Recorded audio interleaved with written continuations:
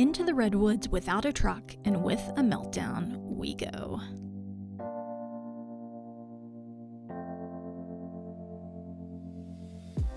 You're listening to Travel FOMO, a podcast for people self-diagnosed with wanderlust. Welcome to the Travel FOMO podcast. We are moving through season 9, and it is all about being brand new to the RV life.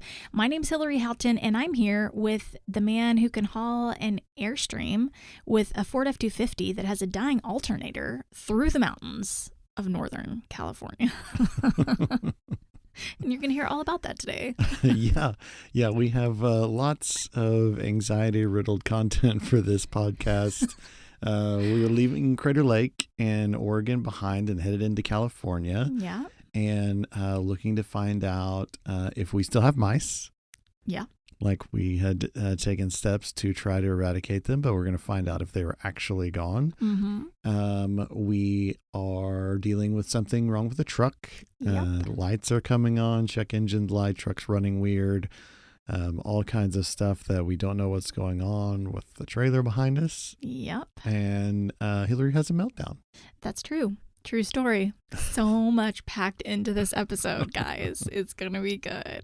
Oh my goodness. And this episode is all about the Redwoods National and State Parks, which is actually something that I didn't realize until we really started researching the Redwoods, that it's not just a national park. It's includes state parks too. And they're all kind of one big conglomerate of redwoods. Yeah, I was surprised at how much there was, really. Yeah. And that it does kind of flow in and out of like national park, state park. That's all kind of one big happy tree. I know. It's funny because I kept wanting a really clear answer. I was like, now, is this a national park or is this a state park? And I kept trying to figure that out and just came to the conclusion that it's both. So right. Just get over it, Hilarie. It's a little gray. The redwoods are found in the northwestern tip of California. Like I said, it's both national and state parks, which is really pretty unique. And there are actually several different redwood state parks. So you've kind of got this conglomerate working together.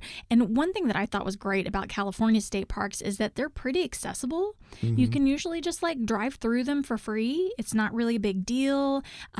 There were some areas that we wanted to go to, and maybe some of this was part of the national park piece of this, but there were some reservations that were required if you want to drive things like Fern Canyon Trailhead and Gold Bluffs Beach to kind of be there in peak season, which would be like mid-May through mid-September. You might need a reservation for that. So yeah. Just something to think about, but nothing to really deter you from coming. Not a big deal. There are some areas that might require a fee, and as we learned, some of the booths aren't really manned. So right. You just kind of put money in a bucket and right. There's a lot of what they call Iron Rangers, which is basically just a big metal post that you slip your fee into and with a little envelope, and so bring cash. Yes. And bring exact change. Yeah, exactly. Otherwise, you'll be overpaying or not paying, neither of which are good. So right. Just bring exact cash. Yes. The other thing that was really interesting is that this is a really remote location. I don't know why I thought that all of California was just super hip and cool and none of it was very rural. But this was my kind of first taste of rural California. And for the most part, this was really my first time to really spend time in California. And I was surprised to find that, your GPS isn't going to work. You're probably not going to have cell phone service. There's just a lot of surprises for me in that. I didn't really expect that from California. But then we had another surprise. In these redwoods, there are tons of elk. Mm-hmm. Did not see that coming. Yeah, I didn't know that either or anticipate that, but they're big. And a lot of them. Yes. So we'll tell you more about those in this episode. Also, something interesting about the redwoods is within these parks, there's about 40 miles of coastline. So you also have the ocean mixed in there. So some really cool ecosystems. So they say in the national park world, they use that term a lot. ecosystems. So there's several different, there's some variety, I guess you could say. And then also interesting in this area, there are black bears. And they actually, I was looking, kind of going back over the Redwoods information. I was looking at their Instagram, and they had recently posted a picture of the sand on one of their beaches and these really clear prints of a black bear just walking along the beach. And I thought, man, wouldn't that be a sight to see a bear on a beach? Like, I just don't feel like that's terribly common. Yeah, not something that you expect very much, but a definite possibility there. Yeah. And then obviously the redwood trees, they are humongous. There are tons of them. I actually misunderstood that there was only a few really big trees. I didn't realize that it's like just miles and miles and tons of these really big trees. So I thought that was like really fun. And the idea too is that these trees have been here for over 2,000 years. So they've been living for over 2,000 years. And if you do a little research, you'll kind of start asking your question, like you'll start asking yourself why. Like, why are these trees able to live this long? I just kind of always assumed it's because they didn't get burned down in a fire. Like, it was a fluke that they happened to get to live this long. But come to find out, there's actually some stuff inside the bark of these redwoods that make them highly resistant to fire. They're resistant to insects and fungus. And those are all the things that usually would normally kill trees. But that allows them, the redwoods, to live longer because they're kind of like bulletproof a little bit. And they also have the ability to kind of clone themselves, and that allows them to really endure all kinds of circumstances and regenerate really quickly. That's where we get all these redwoods that have lived for thousands of years. And then we get to go witness them. And I was reading something about how the state parks and the national park, people ask, like, when's a good time to go to the redwoods? And their responses usually are any day. Any day is a good day to be here. There's just not a bad time of year to come. Yeah, that is really cool. And just such an amazing place. Definitely recommend the Redwoods big time. For sure. But it takes a little bit of effort to get there, as we found. And with us, every day that's a travel day is a drama day. So why don't you update them on the latest? Well, staying on theme for travel days being fraught with misadventure, on our way from Crater Lake to the Redwoods, the battery light came on in our truck, and we're like, what's going on? We know that our batteries are fine because if you are a longtime listener, you'll know that we replaced both batteries at the very beginning of our trip. So it's not been that long. And we knew that the batteries wouldn't be the problem. So there had to be something bigger and more complex to it. And we're like, man, we're going to have to go get this checked out. Yeah. Fortunately, we had already planned to be in the Redwoods for several days. Yeah. So it kind of timed out right that if we were going to have a big problem, this was going to be where it needed to happen. And so we were just like, man, what now? Yeah. Like just another setback. And this was a big one because it's like, I mean, when we were hauling that Airstream through the mountains of Northern California, I mean, it was struggling. And there were instances where, like, I wouldn't say that the electricity went out, but certain electrical pieces quit working, remember? And it was like, it was disturbing. Yeah, it was definitely frightening. And you're on these very narrow highways, like you're saying, these winding mountain roads. There's not really anywhere to pull over. Yeah. And pull off the road. And so, if the truck just dies, we're in big trouble. Right. Because there's nowhere to go. And now you've got this trailer. It's not as simple as like calling someone to like help out or a tow truck or something. Now you've got our home with us, Maggie's with us. And you can't pull over. Like, if we're stuck on that road, the odds are really good we're just around the corner of a mountain side because we've been going around all these mountains over and over again. And it's just these curves that are like sharp, and people flying down these sharp, curvy roads. Like, I just kept thinking, oh my gosh, if we have to pull to a stop, somebody's going to come around these corners at like 55 miles an hour and slam into us because they can't see us.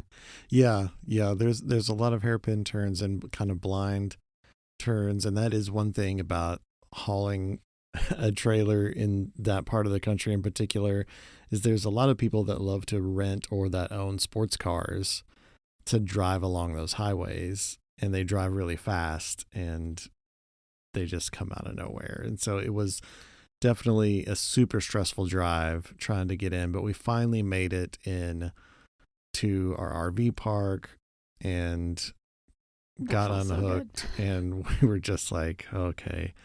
And then tried to get online to find like, okay, where are we going to get the truck fixed? Mm-hmm. Because we're not exactly in the middle of like some city with a lot of options. Yeah. So we look, there's a town about an hour away. They were like, well, this is going to be our best shot. So I got up really early the next morning, drove into a town called Eureka, California.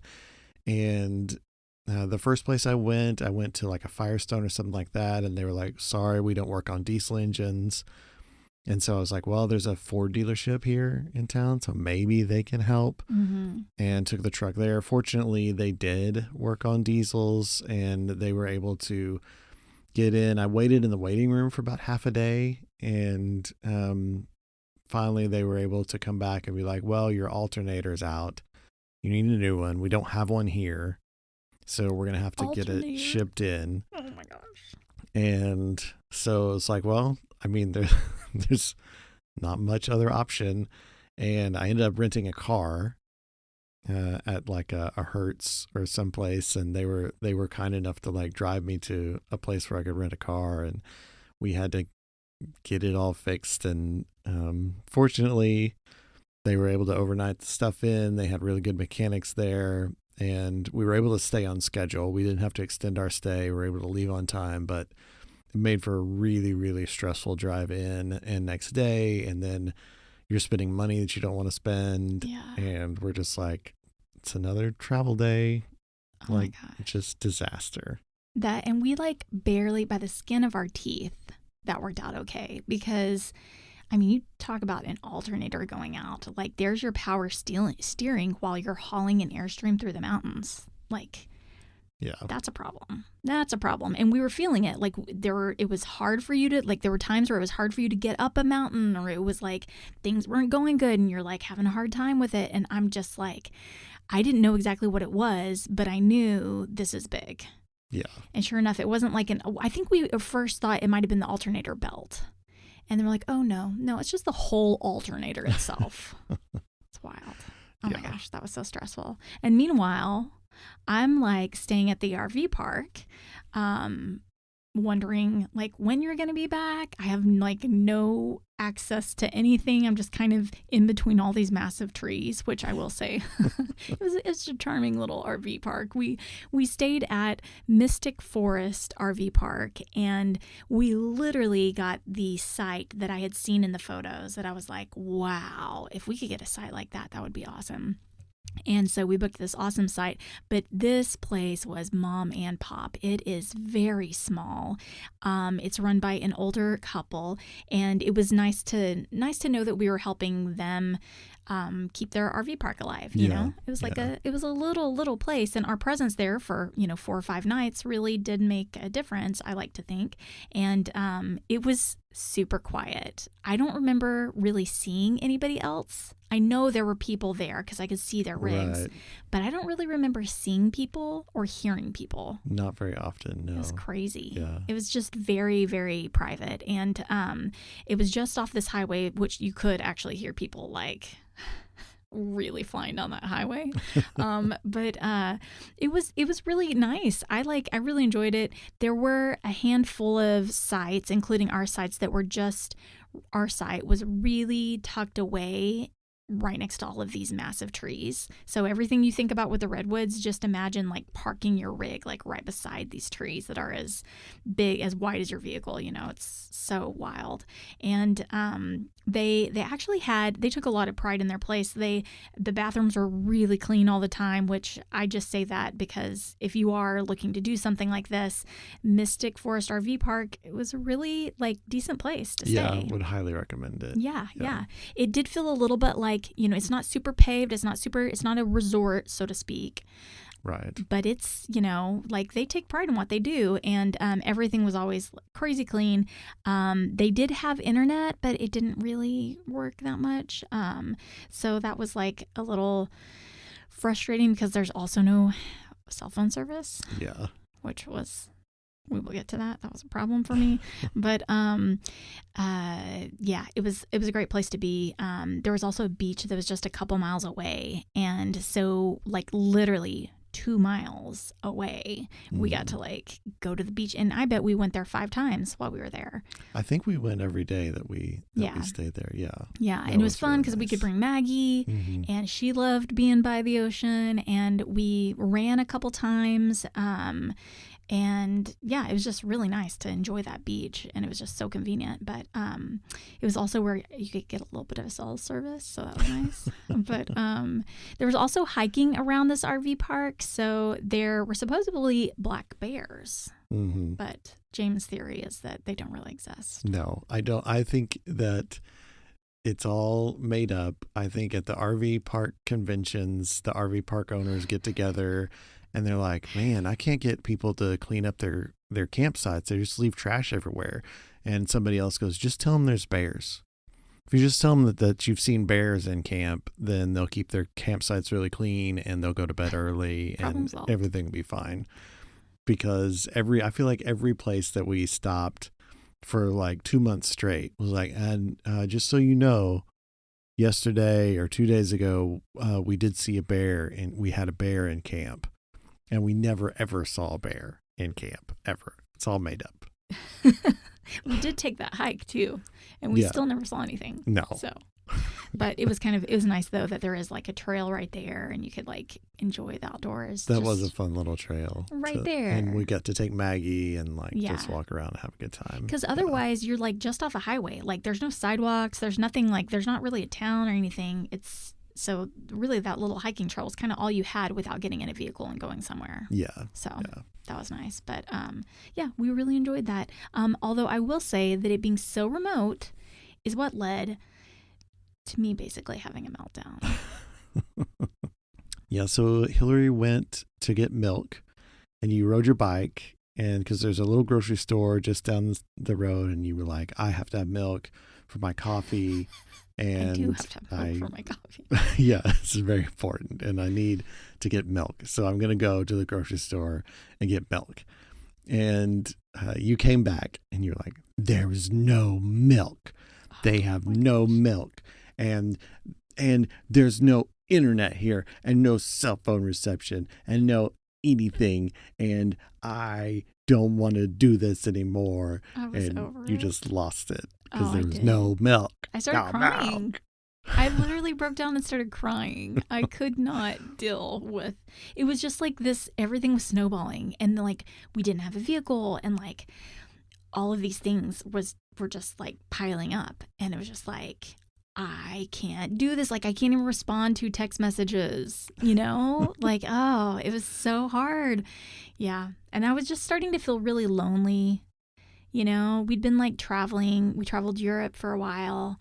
We came back and we were traveling by ourselves throughout the U.S. and I couldn't even communicate with anybody. And it was just like starting to max me out. Like I just needed to be able to, I don't know, I needed my people, you know, and I couldn't get them. And Maggie and I were sitting on the couch as you were ranting about the milk. And I remember Maggie was just like looking at me and she's like, Mom's mad at one of us, but I don't know which one of us she's mad at. Are you in trouble or am I in trouble? Oh, man. Yeah. I just really felt like I was struggling mentally a lot. And all that was just because of no milk. Yep. couldn't get that milk for the coffee. Oh my goodness. But like a prime example of like what we were going through on a daily basis was, and this is mostly like because we were going for the most part to national parks, but while we were there in the Redwoods, this is just an example, my sister reaches out and she's like, hey, can you talk? I'd really like to talk. And I'm like, girl, I would really like to talk. Yes, I will figure out a way. I don't know, but I will figure out a way to talk to you. So I tried to get onto the Wi-Fi for the RV park, and I'm getting as close to their building, and I'm like trying to, communicate with her, and it wasn't working. I couldn't stay on the line with her. So then I'm like, I need to go somewhere with a cell phone signal. I'm going to drive to that beach and see if I can get a signal. And granted, I'm not even on the car rental that we had. But I was like, Jamin, I'm taking this car and I'll be back when I'm done talking on the phone. I was so over it. So I go to this beach and I can't hardly get a signal until I finally find this one rock. And this one rock allows me to stand on top of it, and I can get 1 or 2 bars of service if I stand in one place on this rock. So I stand there, and I stood there the whole time, and I talked to Jessica. It was beautiful. It was actually like a really great memory. I have like this image of my feet on this rock, and the sun was setting on the ocean. And so, I'm on a beach. It's not exactly the worst thing in the world, but I was so irritated because people would see that I was on my phone, and people on the highway driving by would like come to a stop really quick and pull up next to me and get out their phones and like get out of their vehicle and hold up their phone, and then my call would drop because they'd start talking on the phone and it would pull the cell service. That's the only thing I can think of, but it would happen every time, and I was getting so annoyed, but I couldn't like hide and like hide my cell phone service. Like I had to like stand on this rock, and then people would just get really excited because they wanted cell service too, and so everyone would stop by and try to like steal my cell phone service. Oh man. But it was like so good to talk to her. It like healed my mental breakdown temporarily because I was like, oh my gosh, I got to talk to my sister. But that's the great lengths that I had to go to have one conversation, and that was pretty normal. Yeah. Going to national parks, when you're doing it for vacation, and the whole idea is like unplug for a week or two, or like get away from it all, it's really great. Mm-hmm. And you can really do that. And important. Right. And a good thing. Yeah. But for us, we were living in it all day long, every day, and just going from one remote area basically to the next. Yeah.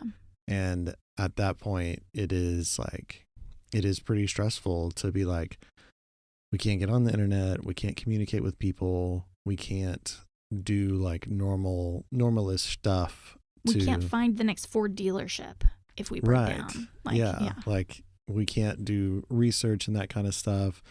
We're trying to upload podcasts and things like that. So we're constantly trying to seek out internet cafes and things. Yeah. And it just becomes a lot of work to try to do what feels like should be normal everyday stuff. Yeah. But yeah, it is taxing. The great thing is, though, that we were in the Redwoods, which were absolutely beautiful. Mm-hmm. We were at the Prairie Creek State Park. And as you mentioned earlier, there were elk absolutely everywhere. Yeah. We passed Elk Prairie. Mm-hmm. And I remember there's kind of a visitor center there and a place to park. And this place where it's just this field with no trees or anything in it, and grass is kind of grown up a little bit high, and you can just see huge antlers from all these elk that are just laying down in the middle of this field sleeping, and you can just see their antlers just popping up out of the grass. It was incredible and just so crazy that there's just all these elk just hanging out there. Yeah. And like we went by another area where it's like kind of just really this cluster of like homes. Mm-hmm. And there were huge elk right by the side of the road. Enormous elk. And, people were stopping and taking pictures of them, and they're just kind of chilling, Yeah. hanging out. And we passed that area a few times because it was sort of on our way to several of the parks and on our way into town. And a couple of the times that we went by, there's these big elk just hanging out. It was really cool. In somebody's front yard. Yeah. Like in their driveway. Yeah. It was really wild to see. And then you see them beside a house or beside a vehicle and you go, oh my gosh, I can see the perspective of how big they are. Yeah. Like it made me like gasp out loud when I first saw them. I was like, whoa, that's so crazy. Because when they're out in a field, you can't really tell. You don't have much perspective. You can't compare them to much.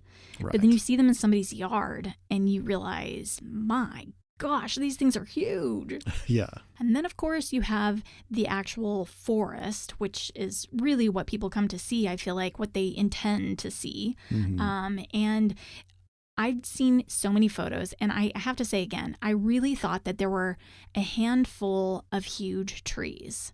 And people would drive their cars through them and take pictures. And, you know, it'd be, oh, so interesting. There's like a tree out there that's that big. Right. I did not realize that there were hundreds of these massive trees, not just a few. Right. And that all these forests are just like made up of all these huge trees. That was really, I think, kind of magical whenever you realize like this is just goes on and on and on.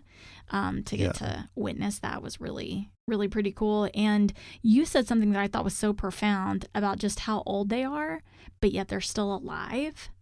Right. I know, like, you know, we had been to Europe earlier in gap year, and we'd seen lots of things that are really old, like the Colosseum or castles or things like that. So we saw these things that were thousands of years old, and there's this sort of connection that you feel or sort of vibe to something that old, and just knowing like, wow, this is really ancient, and I'm standing here in the midst of something ancient. And the redwoods are that way in that these trees are 2,000 years old, but there's this sort of other level to it or added depth to it in that it's still alive. Yeah. And it's still growing and it's still changing. And so you're in the midst of something so ancient, but it looks different now than it did a year ago, and will look different a year from now than it does today. And it's still growing and changing and still alive. And there's just something kind of crazy about that, of seeing this has looked this way in some respect forever, but will be different in a couple weeks than it is now. Yeah. And it's just really cool, just a magical place to go to. You know, we'd mentioned that there's also beaches within these parks too, which is really kind of crazy. We went to one of the beaches and it was just complete fog. Like you could, if you walked out far enough, you could then see the water. But for the most part, it was just fog and sand. And that was really kind of beautiful to see. Black bears and cougars are some of the animals that are out there, which is also wild. And I don't expect them in the redwoods for some reason. Of course, I was still on my like kick of like, I needed bear spray everywhere I went. Right. And ironically, the bear spray, wasn't it like in the truck or something? Yeah, our backpacks were in the truck. Yeah. And we had gotten most everything out that we needed to camp, but we would always leave our backpacks in the truck because we'd drive to trailheads and go hiking. And when I had left the truck to go get the rental car, I didn't think about it. And we had left both our backpacks in the truck. And like our national park pass and things like that. It was like, oh man, bummer. But not the end of the world for you. But for me, no, I'm just kidding. Yeah, you were very apprehensive about hiking. But I did really actually like the hikes through the redwoods, because they're cool, and that you get to see a lot of cool stuff, but also they're flat. So it's not an elevation type thing. And I feel like through a lot of national parks, it's like, okay, all right, we're going to do this hike and we're going to see some really cool stuff, but man, we're going to have to really kill ourselves to do it. Whereas the redwoods, there's a lot of trails. I think we ended up hiking like 5 miles or something through Prairie Creek, and it's just nice and flat, and you're just really on a walk through these woods. Yeah. And because the trees are so big and everything, you're kind of shielded from like wind and like you said earlier, the park rangers like every day is a great day. Mm-hmm. It's always nice here. And so it's just this really kind of leisurely stroll through a magical forest. Like, Yeah. it's great. Yeah, it really is. And it makes it very family friendly for like people of all ages Mm-hmm. because it's not hard. Right. It's just a journey that you get to go on together. Yeah. So that's kind of cool. And they had all kinds of different hikes that you could go on. We did Prairie Creek Trail and Foothill Trail Loop. Mm-hmm. We saw the Cathedral of Trees Trail as well. So some great stuff. And I don't remember which one of those trails we were on when I was like, Jamin, I really need to go to the bathroom. And also to note, they don't mark the trails very well. Yeah, I do remember that about those trails. Oh my gosh, that was super frustrating because like you couldn't exactly tell which direction was going to take you. Whatever they were saying, it would always be like a fork in the road, and they'd be like, you can go one of these directions and you'll hit one of these trails, and you're like, but which one's which? I can't remember exactly, but they just did a really bad job of basically labeling these trails. And so we were struggling with that. So we were really spending a lot of time out there. And I was like, I have to go to the bathroom, and we have no clue how soon it's going to be before I could get to one. So I was like, hey, just like keep an eye out to make sure nobody's coming, and I'm just going to like crouch down over here and go to the bathroom.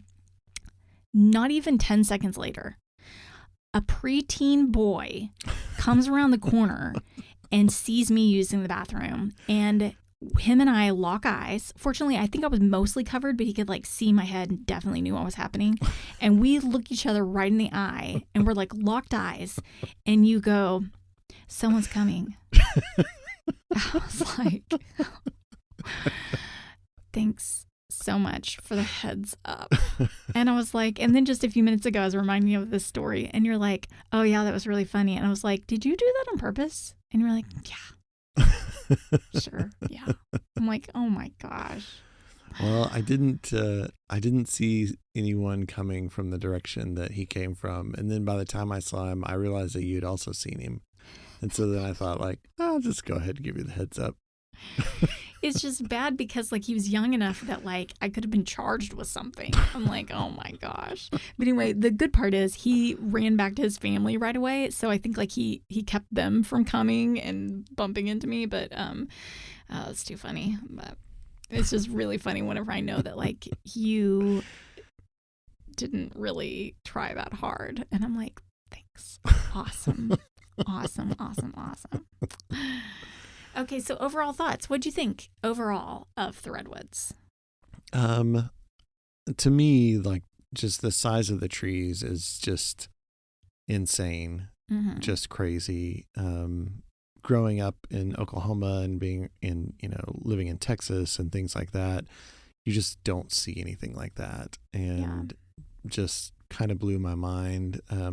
I really liked the weather there because it was nice and cool. I feel like you need a jacket, and that's kind of like the perfect day for me. If you tell me like you're gonna need a jacket, like I'm like, yep, that's sign me up. That's what I want. Like that. And being close to the ocean, the Pacific coast has its own sort of vibe and is really cool and just fun and different, and just really, really enjoyed it. Yeah. It's kind of like storybook vibes for me. Like it was like walking through the trees. It just never got old. Right. It was just really fascinating to see them, and to drive through them was really fascinating too. And everything was just pretty accessible.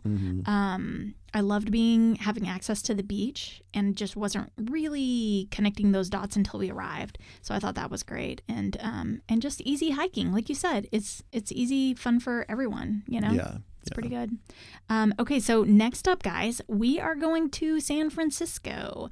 We are going to have a dog-friendly day in San Francisco, and we have an RV site there that overlooks the ocean, and it's like on this cliff. It's pretty cool. It's also kind of a parking lot, but it's surprisingly awesome. It's a good one. Yeah, if you the RV park shouldn't be nearly as great as it is based on what's there, but the place that it is makes it pretty incredible. Yeah, it's pretty cool. And being in San Francisco in an RV park that's pretty great. Yeah, we really love San Francisco. So excited to share it. I will be sharing it here, as always, on the podcast, but also on our videos on YouTube and through social media. You can find us on Instagram, TikTok, Facebook.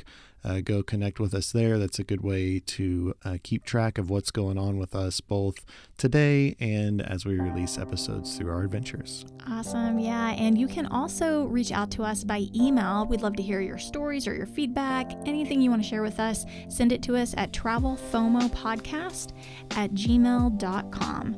That is travelfomopodcast@gmail.com. And with that, I think that's a wrap for this episode, Mr. Houghton. Yep, that's all we got for the Redwoods. Life is short, guys. Wander well.